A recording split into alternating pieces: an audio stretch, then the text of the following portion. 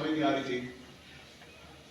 ایک جمیل صاحب ہوتے تھے ہمارے ایڈمن کے اسٹینوگرافر, وہ لال کرتی میں رہتے تھے کینٹ میں, ہمارے اسکول فیلو ہوئے.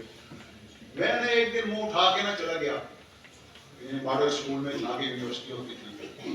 آج اسیم کیسے آیا ہے؟ میں نے کہا یار داخلہ نہیں ملتا, تھرڈ ڈویژن آ گئی ہے. کہتا ہے ادھر آ. وہ لے گیا احمد غلام مشیدی صاحب, بڑے قابل بندے ہیں, بڑے شائننگ اسٹوڈنٹ ہیں, یہ ان سے بات کرتا.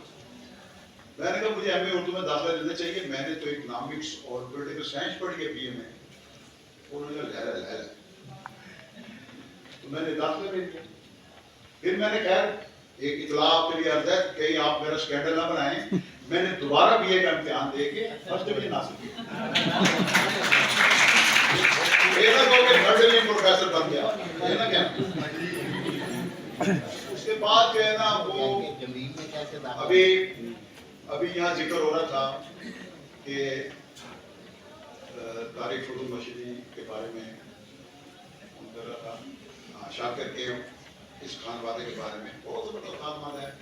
لیکن مجھے ایک بات سے تھوڑا سا کہتا میں چونک, جب اس نے کہا کہ یہ اپنی خواتین کو آنکھ بھر کر بھی نہیں دیکھتے.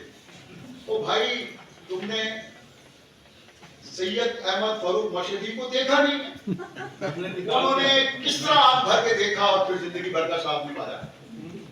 ٹھیک ہے, اس زمانے میں چونکہ ہم ساتھ ہوتے تھے, پریویس میں ہوتے تھے, تو بھابھی رضوانہ اور احمد فاروق مشیدی دونوں شائننگ اسٹوڈنٹ تھے, آئیڈیل یوں کہنا چاہیے, اس یونیورسٹی میں پورے کے آئیڈیل تھے.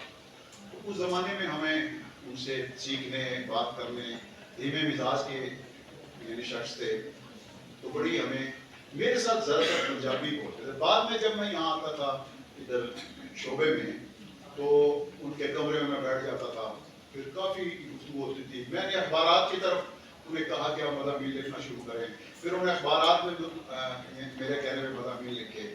تو میں اب جو یہ کتاب دیکھ رہا تھا, میں نے کہا کہ اگر یہ ادب کے اوپر جو ان کے مضامین ہیں, اگر یہ شعبہ اردو میں رہتے, ایجوکیشن میں نہ جاتے, تو آج جو ہے یہ اردو کے